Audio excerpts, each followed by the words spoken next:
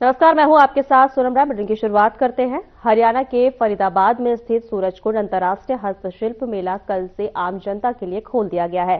देश विदेश की कला, संस्कृति और परंपरा का यह महाकुंभ एक बार फिर लोगों को अपनी ओर आकर्षित कर रहा है। इस साल मेले में देश के अलग अलग राज्यों के कारीगरों के साथ साथ विदेशी कलाकार भी हिस्सा ले रहे हैं। हस्तशिल्प, हैंडलूम, पारंपरिक खान पान, सांस्कृतिक कार्यक्रम मेले की मुख्य पहचान बने हुए हैं।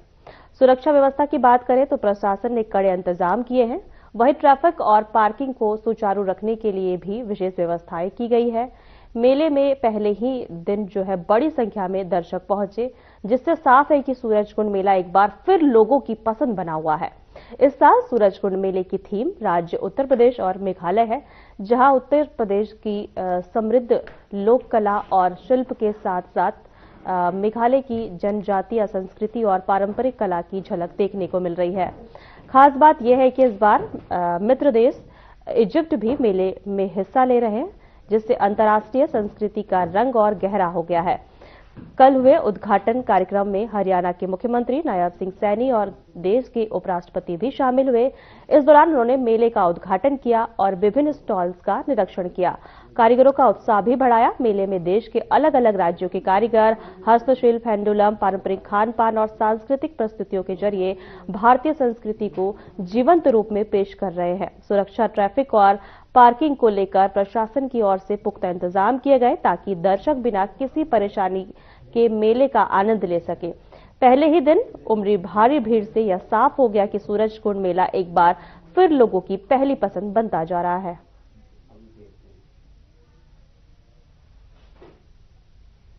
आप देख सकते हैं, ये 4 तस्वीरें हैं मेले की। जब सूरजकुंड मेले का आगाज हुआ था, स्टॉलों का निरीक्षण करते नजर आ रहे हैं मंत्री जी। वही दीप प्रज्वलित कर उद्घाटन किया है। सांस्कृतिक कार्यक्रम की प्रस्तुति देख सकते हैं आप।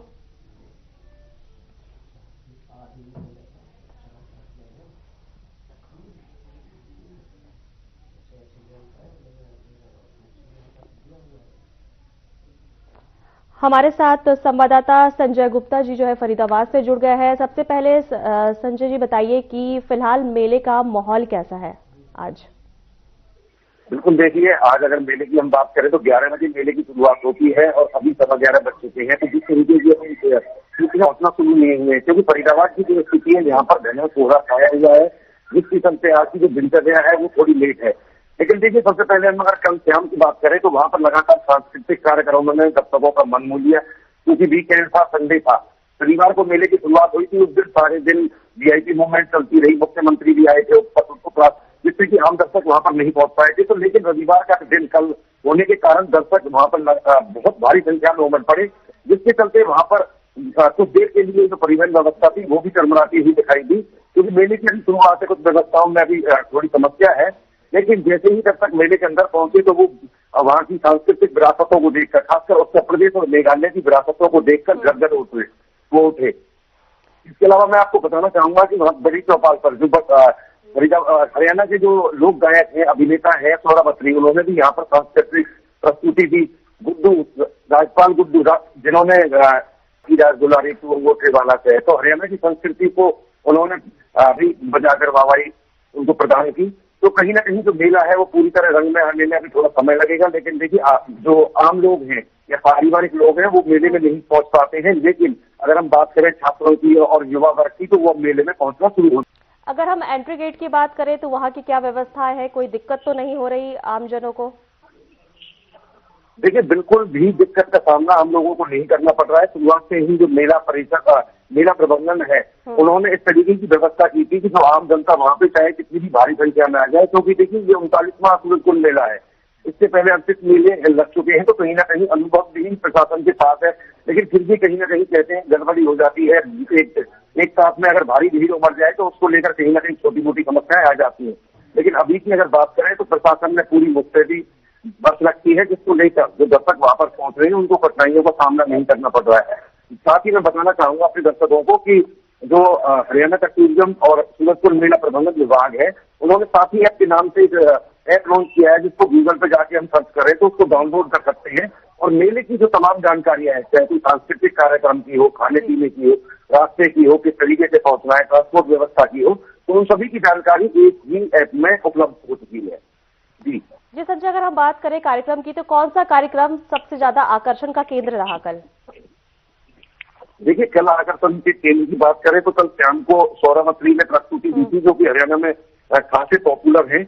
और इससे पहले जो हेमंत ब्रजवासी है, उनका भी मैं बताना चाहूंगा कि आज का उनका 2 फरवरी का 2026 को 6:30 बजे से 8:30 बजे तक मुख्य चौपाल में उनका प्रोग्राम रहने वाला है, जिसको लेकर जो दर्शक है उनमें खासा उत्साह है। इसके अलावा जैसे मैंने पहले बताया था कि बीते दिन महावीर गुड्डू ने अपनी प्रस्तुति देकर दर्शकों को लोक संगीत और परंपरा की पहचान कराई कि हरियाणवी संस्कृति है क्या। क्योंकि देखिए, ये गाना कई बार बना है कि मैं तू राजा की राज दुलारी, मैं मुझसे वाला तू, तो लेकिन जो महावीर गुड्डू है उनको पद्म श्री भी मिला था। उनका जो ये गाना है वो पारंपरिक रूप से दर्शकों का मन मोह लेता है। तो आज की अगर हम बात करें तो आज 2 से 3 प्रस्तुतियां दोपहर में 2 बजे और शाम को 6:30 बजे से 8:30 बजे तक चलेगी, जिसको लेकर दर्शकों में खासा उत्साह नजर आ रहा है। और देखिए, जब तक ये मेला चलेगा तो 2 से 3 प्रोग्राम जो बड़ी चौपाल और छोटी चौपाल है वहां पर ये आयोजित किए जाते हैं। जी संजय, अगर हम खान पान की बात करें तो खान पान को लेकर जनता खान पान की बात करें तो खान पान के जो क्षेत्र की दाल बाटी चोखा की हम बात करें, उत्तर प्रदेश की कचौड़ियों की, राजस्थान की यहाँ पर उपलब्ध है। लेकिन दर्शकों में हमेशा एक शिकायत रहती है कि मेले में जो खाने के रेट है वो बहुत ज्यादा है। जब दुकानदारों से बात की जाती है तो दुकानदार कहते हैं कि 15 दिन के जो हमने यहाँ पर ठेका लिया है उसके लिए हमें भारी कीमत अदा करनी पड़ी है और बहुत सारे लोग यहाँ पर काम कर रहे हैं।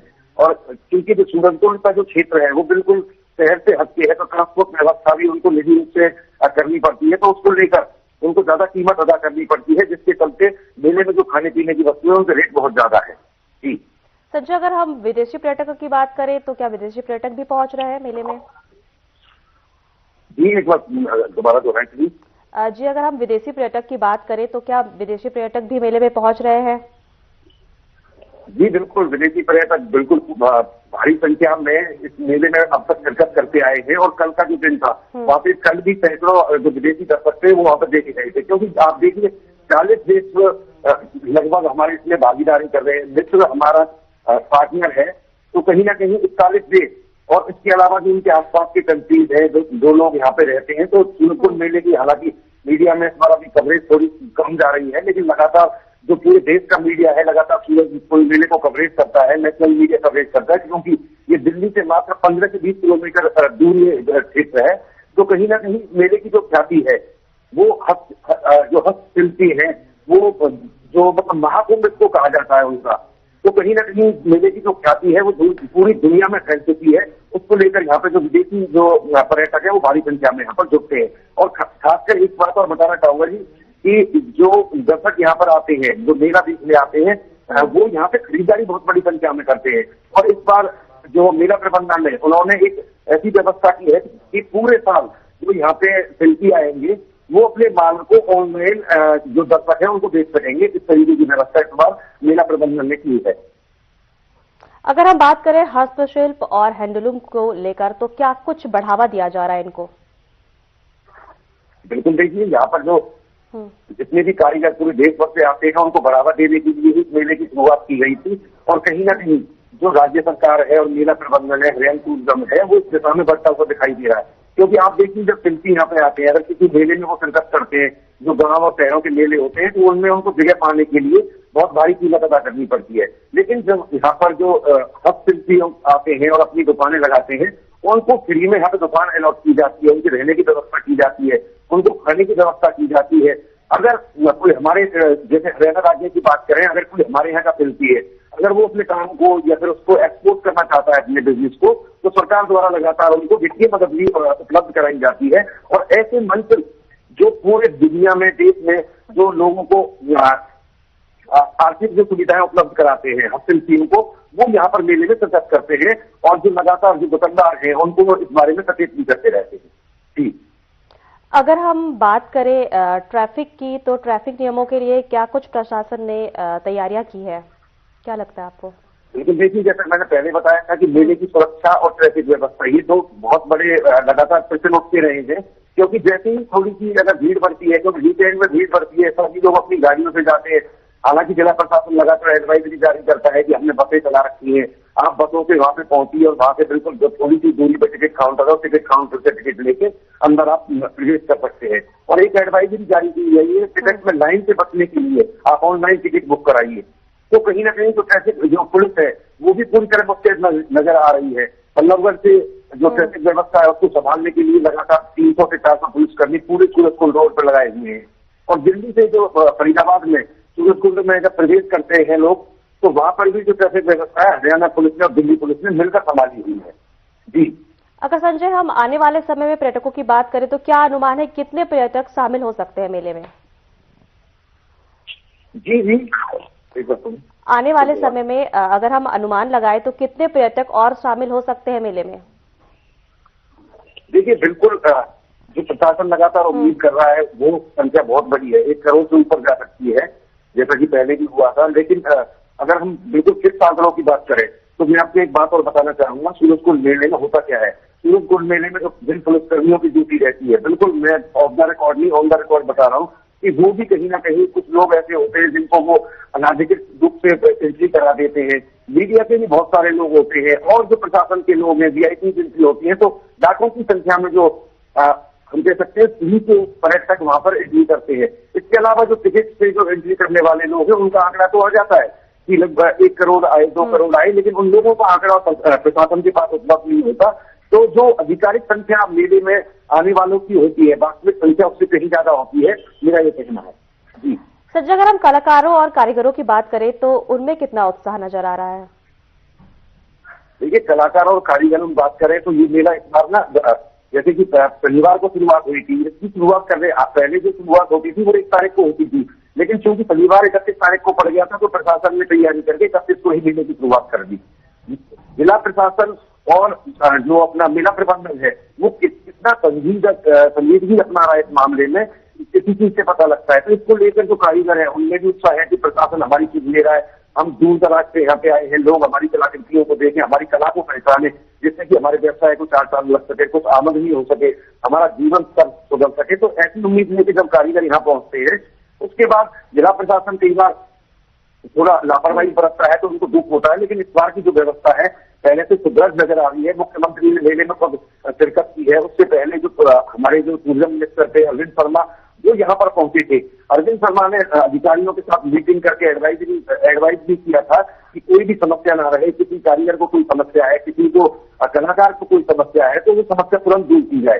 तो जब प्रशासन और सरकार इतनी अगर संजीदगी अपना रही है, इतनी चौकन्नी है, तो स्पष्ट ही समझा जा सकता है कि कारीगर और जो वहाँ पर दुकानदार हैं वो खुश नजर आ रहे हैं और उनको पूरी उम्मीद है कि इस बार उनकी जो सेल है वो बम्पर तरीके से होगी और दर्शक भी मेले का पूरा आनंद उठा पाएंगे। जी संजय, अगर हम बात करें मेले में आने वाले लोगों के लिए मुख्य आकर्षण का केंद्र क्या है?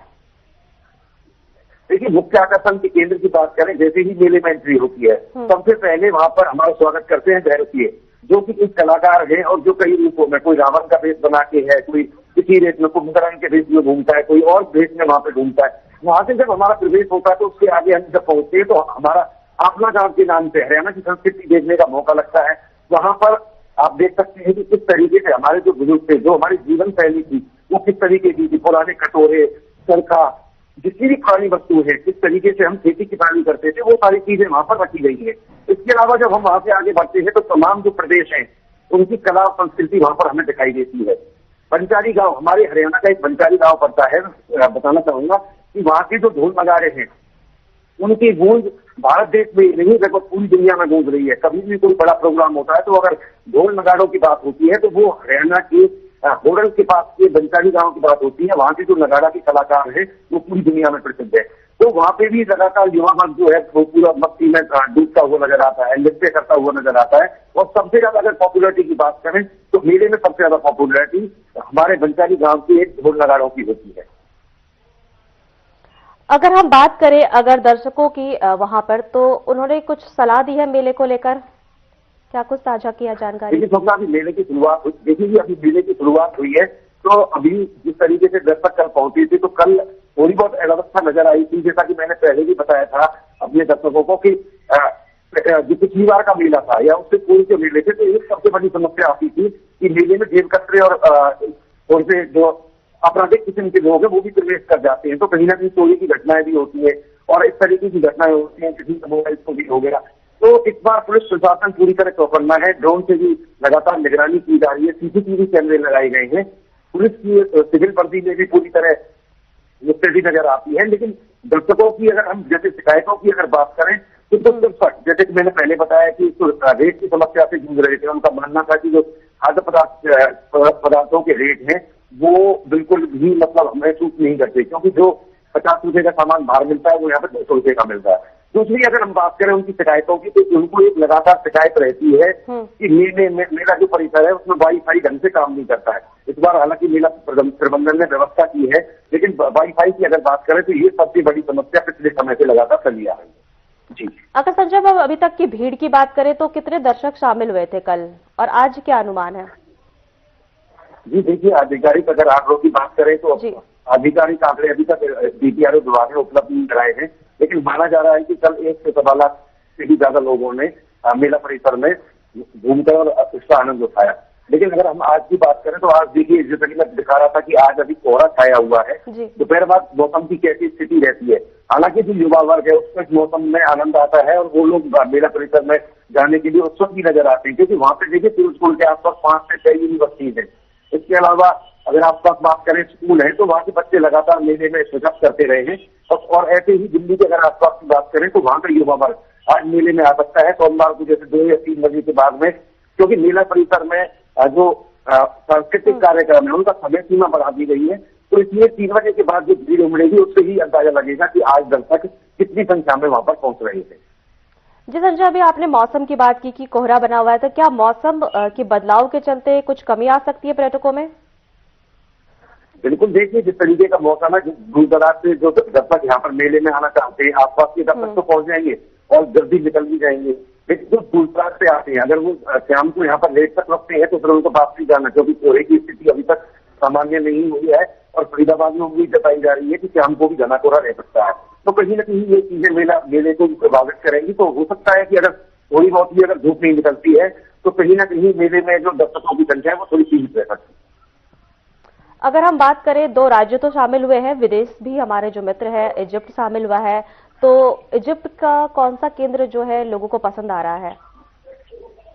देखिए, इजिप्ट की एक अपनी संस्कृति है, इस तरीके की संस्कृति जो दर्शकों के सामने पहली बार आई है। हालांकि पिछली बार भी इजिप्ट के जो लोग कलाकार थे वो यहाँ पर पहुंचे थे, लेकिन इस बार जो है वो यहाँ पर पूरी तरह शिरकत कर रहे हैं। तो उनकी जो संस्कृति है वो हमसे बिल्कुल जुदा है और लोग देखकर हैरान रहते हैं कि ये लोग पुराने काल में कैसे जीते थे, अब कैसे जीते और हम लोगों का जो जीवन यापन है वो किस तरीके से व्यतीत होता है। तो जो युवा वर्ग है उसमें काफी दिलचस्पी रहती है। आज जब युवा वर्ग मोबाइल में डूब कर रह गया है, मोबाइल में सब चीजें वो देख लेते हैं, लेकिन जब वो सारी चीजें उनकी आंखों के सामने आती है तो उनकी जो जिज्ञासा है वो बढ़ जाती है। वो जानकारी लेना चाहते हैं कि आप किस तरीके से जीते थे, लेकिन कहीं ना कहीं भाषा की समस्या रहती है कि उन लोगों से कैसे जानकारी ली जाए। लेकिन जो बड़े जो देश हैं उनके साथ दुबासी है कि यहाँ पर लोगों को समझाने के लिए, अपनी संस्कृति का ज्ञान कराने के लिए उनके साथ मौजूद है। अगर हम संजय कारीगरों की बात करें तो लोगों ने दुकानों में स्टॉल्स लगाए हैं, तो क्या कुछ उनको प्रतिक्रिया मिल रही है जनता की ओर से? जनता की ओर से प्रतिक्रिया की बात करें तो जनता उनके एक जो जितने भी यहाँ पर जो शिल्पी आए हैं वो बिल्कुल अद्भुत है।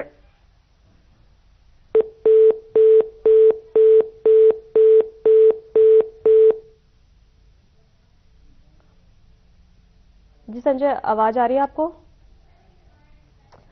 एक बार आपको फिर से बता दें कि सूरजकुंड मेले का आगाज हो गया है। लगातार मेले में लोगों की संख्या बढ़ रही है। उत्तर प्रदेश और मेघालय जो है थीम है मेले का। देश विदेश के कारीगर एक मंच पर पहुंचे हुए हैं। एक बार आपको फिर से बता दें कि सीएम नायब सिंह सैनी जो है कल पहुंचे थे मेले में, उपराष्ट्रपति भी पहुंचे थे। आप देख सकते हैं तस्वीरों में सूरजकुंड मेले का आगाज जो है कल हो गया था। स्टॉलों का निरीक्षण कर रहे हैं मंत्री जी, वही दीप प्रज्वलित कर जो है उद्घाटन किया गया मेले का। सांस्कृतिक कार्यक्रम की जो है प्रस्तुति रही। एक बार आपको फिर से बता दें, सूरजकुंड मेले का आगाज हो गया है, स्टॉलों का निरीक्षण किया गया, दीप प्रज्वलित कर उद्घाटन किया गया। अलग अलग तरह के सांस्कृतिक कार्यक्रम जो है प्रस्तुत किए गए हैं। आप देख सकते हैं अलग अलग थीम के जो है कलाकारों ने अपने जो है कार्यक्रम प्रस्तुत किए, जो कि लोगों को बहुत पसंद आया। सूरजकुंड मेले का आगाज हो चुका है। देश विदेश के कारीगर एक मंच पर पहुंच गए हैं।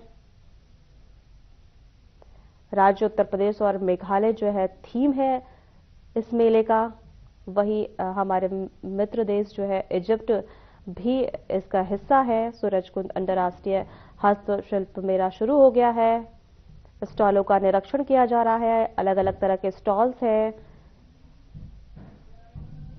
जो कि हस्तशिल्प से लेकर हैंडलूम को बढ़ावा दिया जा रहा है। मेले में दीप प्रज्वलित कर नायब सिंह सैनी और उपराष्ट्रपति ने उद्घाटन किया मेले का। सांस्कृतिक कार्यक्रम की प्रस्तुति हो रही है। अलग अलग थीम पर बच्चे और कलाकार जो है अपनी प्रस्तुति जो है कार्यक्रम में दिखा रहे, लोगों को मनोरंजन कर रहे हैं। सांस्कृतिक कार्यक्रम की तस्वीर आप देख सकते हैं। कलाकारों में काफी उत्साह नजर आ रहा है। सांस्कृतिक कार्यक्रम में भी हमारे जो मंत्री हैं वो शामिल हुए और उन्होंने सांस्कृतिक कार्यक्रम की तारीफ की। स्टॉलों का निरीक्षण किया। स्टॉल में बात करें हस्तशिल्प और हैंडलूम, खान पान, अलग अलग तरह के विशेष जो है स्टॉल्स लगाए गए हैं।